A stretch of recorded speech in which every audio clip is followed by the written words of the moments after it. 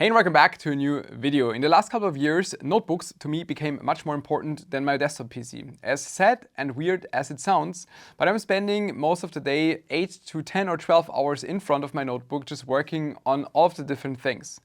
And that's why I decided to buy a new one, which is the Lenovo P1 Generation 8. I pre-ordered this about 6 weeks ago, finally received it. And with about 5,000 euros, this is the most expensive notebook that I ever purchased.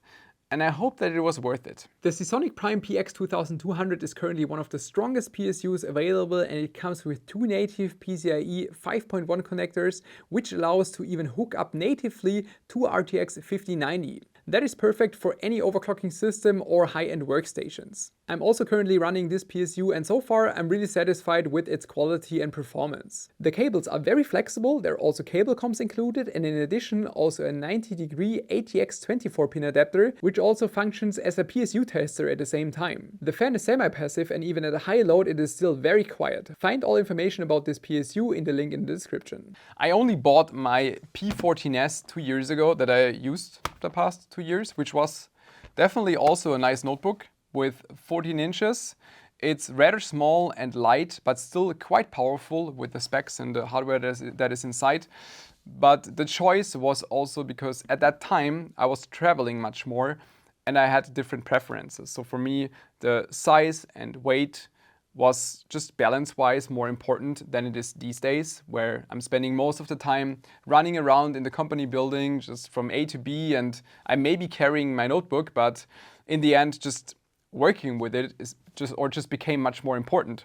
Especially the display size for me in the daily business, 14 inches is a bit too small. That's why 16 inches with the new one, the P1 Gen 8, should be better. At least I hope so. What I personally just love about those Lenovo notebooks is that you can fully customize everything, configure everything yourself, which is what I did. You can see some of the specs, but I will just take it out of the box now. It's quite subtle. There's not that much to see. It's not that special from the outside, I think.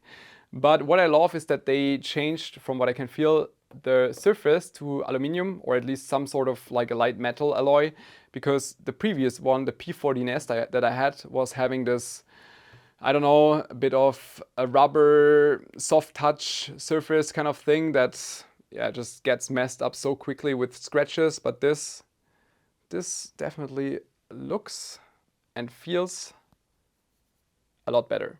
That's what I mean with the P14S. I'm not sure if you can see it if I tilt it a bit, but there's just a ton of scratches everywhere, just because of what it is, how it's built with the plastic and this kind of soft touch thing. I'm glad I no longer have this. It's very simple. It's a workstation notebook, you know. I'm not buying this because of the looks. I'm buying this because I hope that it will fulfill my needs in the next years and hopefully works great. Obviously, everybody has their own preference when it comes to notebooks and like maybe even the outside appearance. If you like special design, then maybe an Asus Gigabyte MSI notebook might be more your thing. But for me, it's the keyboard and the display is like the main criteria. Keyboard, I think it's mainly because I'm used to the Lenovo keyboards, but I think they just feel super nice when typing on them. And then there's also the display on this one, on the P1 Gen 8, that I was able to select, which is 16 inches, 3200 by 2000 pixels, so a lot of pixels, OLED, matte, it's touch, it has 100% DCI-P3, it has 650 nits. I'm not sure if I forgot anything, but overall this entire package of just the display sounded way too good for me. And that's something I realized in the past. I was always like, I don't need touch on a notebook, it's super useless, but just all the, you know, bureaucracy and paperwork and stuff I have to do in the daily life, it became annoying to me how many papers and stuff I have to sign. And then I always had to take a tablet, for example, to sign things on there. And with this, I can just use the yoga pen, which was included, and then just sign directly on the display itself, which will make things for me super convenient. Almost forgot it's also 120 Hz, and with the 650 nits, it's also very helpful if you're traveling or if you're just sitting very close to a window in daylight, you need something to be bright. And with 650 nits, I think it's definitely bright. I have to say the connectivity is not that great, just in terms of how many things you can plug into. We have HDMI, we have dual USB Type-C on the left, the one I'm using also for charging, and an audio jack. On the opposite side, we have an SD card reader, we have another USB Type-C and USB Type-A. In the daily life, this is just simply not enough for me for considering how many things I want to connect to my notebook. But I have to point out that on the left side, the two USB Type-C are also Thunderbolt 5, 80 gigabit per second. And this should also allow me to hook up a Thunderbolt 5 dock, which I hope will work fine, because my experience with Thunderbolt docks in the past was also very mixed. For example, with the P14S, I had a Thunderbolt 4 dock. I attached it, I wanted to hook up two 4K monitors to it, and it just didn't work. So I ended up using an external eGPU box with a 3060 Ti inside and just connecting the monitors to it, which is what I'm currently using. But I'm hoping to move away from this, and with theoretically at least a Thunderbolt 5 connection, it should be fine to hook up two 4K monitors with 120 Hz directly then to the Thunderbolt 5 dock. I also realized that Thunderbolt 5 docks are not that common yet, and they're super expensive. And this one that I ended up buying is a Dell SD25 TB5, and I spent 400 euros for a docking station. I honestly hope that this works well, and it was worth the money, because it's like crazy expensive for a docking station.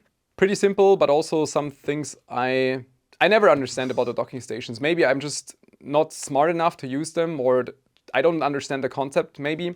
At least this one has the Thunderbolt 5 cable directly built in, so it's probably soldered there and not with a plug, which might solve those connectivity issues that I had with the Thunderbolt 4 dock. But what I don't understand is, this is like the back side. You see there's the power supply. And this is the cable that comes out from the back, and this is going into my notebook. Like, why on the back? On the side or even on the front would be smarter. At least I have all the display connections that I need. I have additional Thunderbolt 5 connectors, USB-A, which I will use for probably keyboard and mouse, Ethernet connector to hook me up to the local Ethernet, power supply, and then in the front, extra Type-C and Type-A. But now back to the ThinkPad P1. Aside from the keyboard and the display, it's also super important for me to be able to select a dedicated GPU. For example, for CAD or also just spontaneous video editing that might happen on exhibitions, for example, then this is absolutely important. The iGPU these days is strong. I had to pick the Intel Arrow Lake H. There's just nothing else available. The 285H is not a slow CPU, definitely not, but the iGPU could be faster. For example, if you compare it with AMD Strix Halo, this is what I would have loved to see inside this, but at least I could still pick a dedicated GPU. I was able to select an NVIDIA RTX Pro 2000 Blackwell notebook GPU. Might sound quick first, latest gen, latest tech, but honestly I have no clue how fast this is, because I could select between 500, 1000 and 2000 Blackwell notebook, but I couldn't find a single benchmark that would indicate the speed of this. The only thing I could find at the time was a tech power-up listing of the GPU, which is GB206, so same as the 5060, but with less shader units and also apparently lower clock. So I'm not quite sure how fast this is going to be in real life. So that is something we'll have to find out together. Pretty cool feature is also you go in BIOS config power, and then you can disable the built-in battery, which is quite helpful if you want to open the device. In the past you had to open this, and the first thing you would do is unplug the battery. You don't have to do that anymore, just go in there, disable the battery, and then we can open it. And I also love that they have quite nice support videos about this, where they also show what kind of parts and things you can change yourself. Should be just 6 screws on the back to open this. Don't be surprised, it just covered my serial number.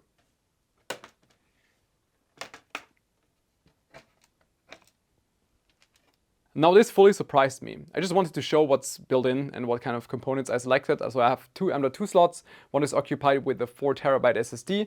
And then I'm reading this warning. Liquid metal tin is applied.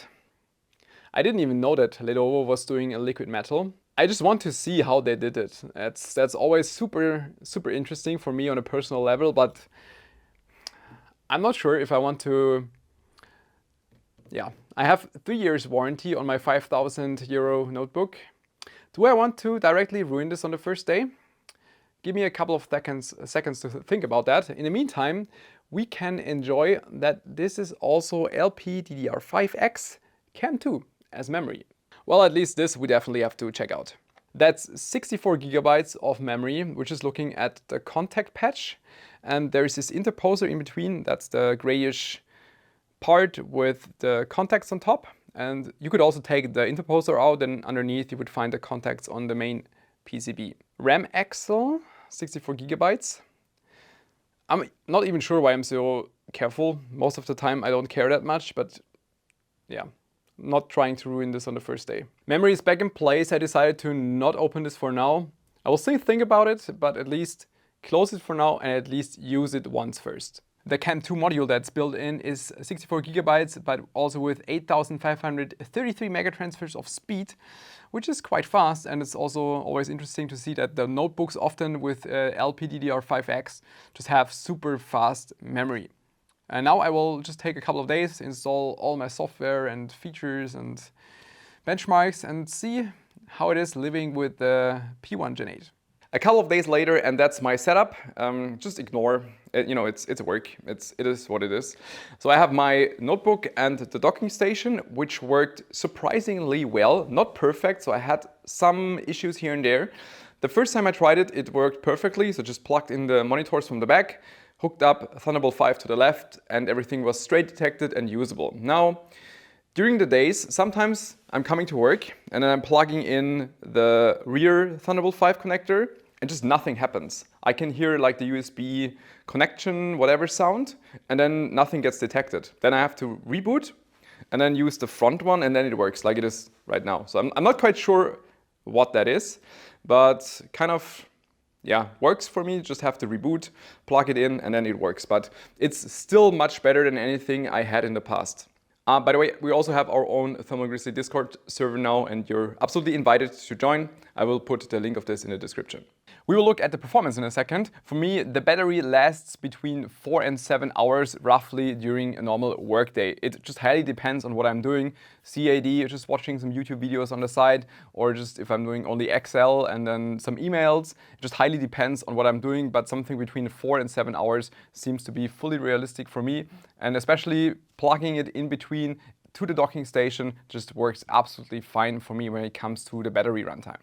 Quick impression of the multi-threading performance of the CPU. For this, going to do Cinebench R23. And this device scores almost 23,000 points. The biggest change I can feel to my previous notebook is the power limit, which is static and dynamic 115 watts. And at this power limit, you can also see that it straight jumps to about 100 degrees Celsius, which is probably expected with such a high multi-threading load, and then utilizing the about 115 watts power that you can see here. But this makes the device, at least to me, feel much more like a desktop PC than my previous one that was, I think, at 18 watts long-term and 45 watts short-term, so that was just not enough. But with this, the multi-threading performance is actually quite nice, and yeah, it's getting quite warm. And to finally find out more information about the performance of the RTX Pro 2000 Blackwell Mobile, I'm running 3D Mark times by Extreme HD1. And we can see a performance about 31 FPS. Performance-wise, the 285H is comparable with the Ryzen 9700X desktop CPU, which makes it feel quite nice. And also compared especially to my P14S that I had before, it just feels much better, especially when there's a bit more going on the CPU, especially because of the power target. 115 watts is definitely enough that you can do everything without it feeling sluggish or slow. Because on the P14S with I think 18 watts long duration, it was just a joke with the 1370p that in theory was a fast CPU, but with a power limit just not nice to work with. So this is much better on this one. And also the GPU, the RTX Pro 2000 Blackwell Mobile, it's not super fast with about 31 FPS. This makes it about 20 to 25% slower than an RTX 5060 desktop. So it's not super fast, but it's absolutely usable for anything that I have to do during work. And even for some short gaming sessions, this would work with like older games such as PUBG. Even with the native resolution of 3200 by 2000, no problem to get like 100 FPS on average and about 60 to 80 on the 1% low. So it feels absolutely smooth and playable, but also PUBG is an older game. So if you would change to something like Battlefield 6, this would certainly look different. I also did a quick test with the iGPU, which is an ARC 140T that is utilizing the internal memory, so just the CAMM2 module that is being used. And that's definitely also something very positive for the performance. The performance is about 12 FPS in times by extreme GT1, which brings it to the level of about a GTX 1060, which is, it's not super fast, right? But for an iGPU, it's not bad.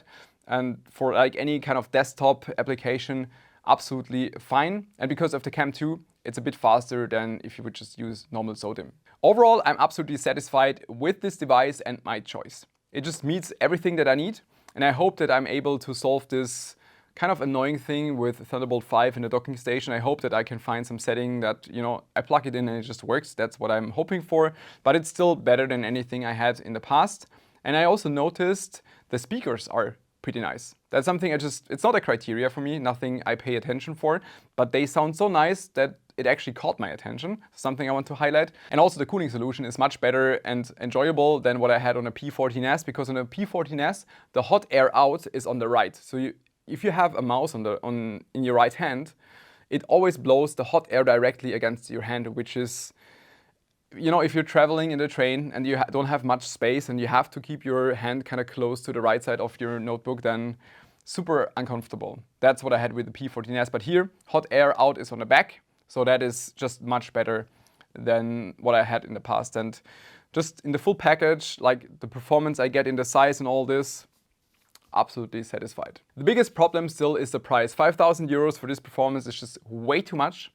If you would just get a device that's not configured and is somewhat close to the specs and performance, you would save half of the cost. You can get for 2,500 euros, I can get a notebook that has 16 inches, the same CPU, same 64 gigabytes of memory, not CAMM2 though, but also like an 5070, for example. So you can get even better performance theoretically for half the price. So the price is absolutely crazy, but it was the only way how I can match what I'm looking for. And I'm willing to pay that price because if I'm using it 10 hours a day, then the comfort I'm getting is just worth it for me. But it's still something I wouldn't recommend. Like the price is just way too high. All right. I hope you enjoyed this video, which was a bit different than the other usual videos. Thanks for tuning in. See you next time. Bye bye.